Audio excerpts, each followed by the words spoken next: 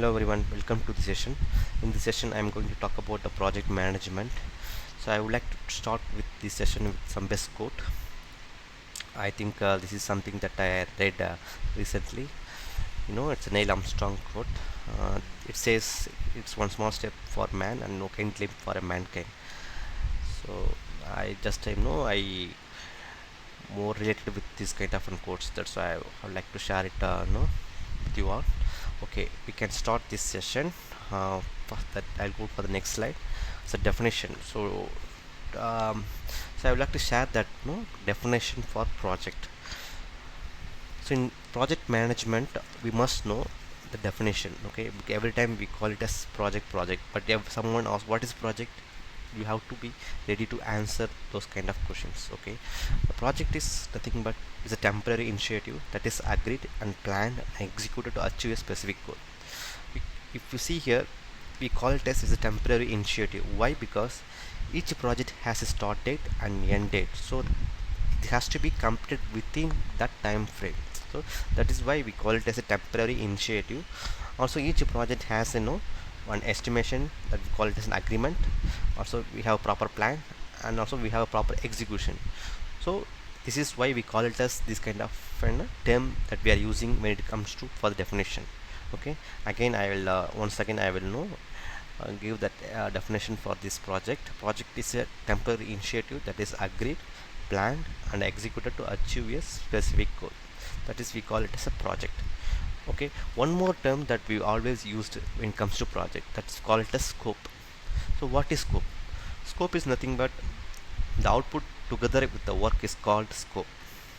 Okay, that we call it as output together. So any work together with the work, that we call it as a scope. Okay, so now we know the definition of for project and scope. So now another question would come, what is the output for the project? So there are different kind of outputs. If you call it as in a business term, the output might be a product or building a service, or results such as improving a business process. Suppose if you want to improve some certain kind of business process, you need project for that improvement. So these are the major output that we get from the project. Okay, now we'll move on to the next slide. Next slide, I am going to talk about why do company needs projects. What is the purpose, why we need to go for a project? So each company has two different types of goal. One is a normal goal, another one is a strategic goal. So normal goal is nothing but day-to-day activities. Suppose if they want to improve certain kind of things on the day-to-day activities, they need some project. Okay, that is comes under the normal goal. So another goal is a strategic goal.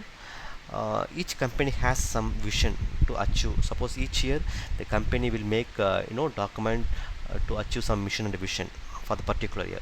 So that is a long-term goal. So in order to achieve the strategic goal, they need some project. So without project, they can't achieve that that kind of an aspiration. So that for an example, suppose if the company have visions to become a market leader, so in order to achieve that kind of strategic goal, company needs some projects.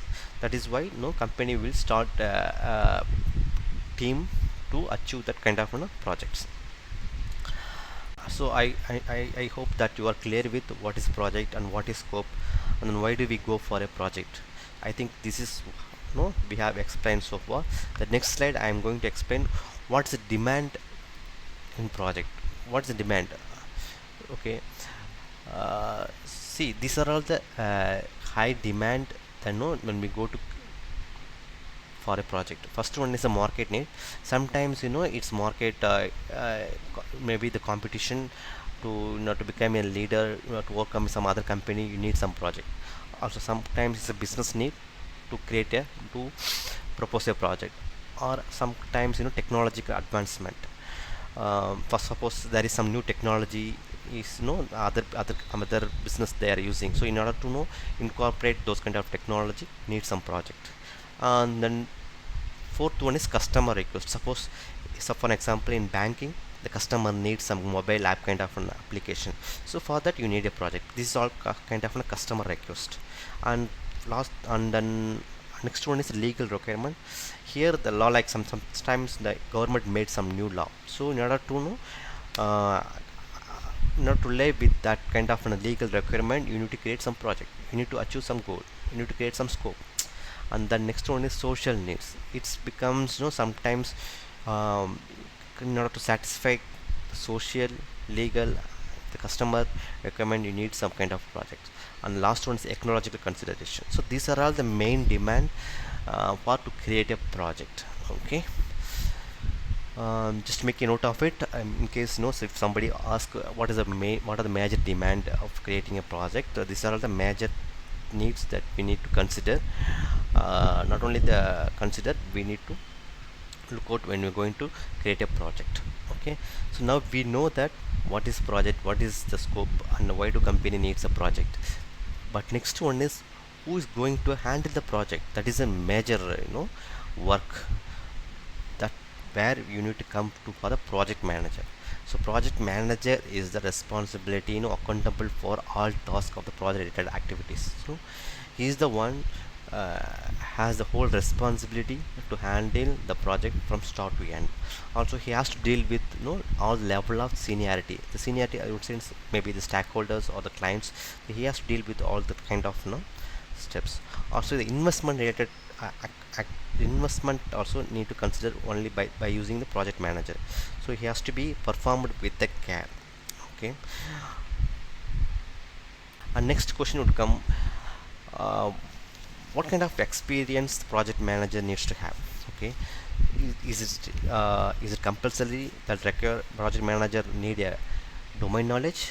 No. If you ask this answer, if you ask this kind of questions, the answer is no, because the project manager doesn't require a domain knowledge, because he needs only this kind of knowledge. One is he needs a proper skill, another one is a knowledge, and a good attitude, and then practical experience. So these are all the main skills required to become a project manager.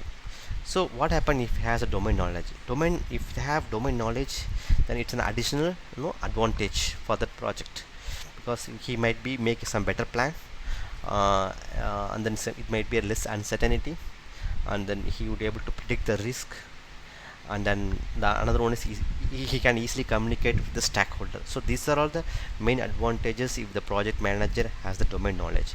But it is not a compulsory which project manager needs to be no have knowledge on the domain. But that is the main project manager role, project manager experience that is needed to be handle the projects. I hope you now you have have an idea about what is project, what is scope, and then why company is going for a project, and who is main role, major role play on the project manager. Is the main person who's going to handle the project. In the next video, I am going to explain the different phases of the project. Each project has different phases. So each phases, as a project manager, as a client, they have different kind of responsibilities. So we'll go in depth, at high level. I can explain what are the roles each one is going to play on the different phases. See you there on the next video. Bye.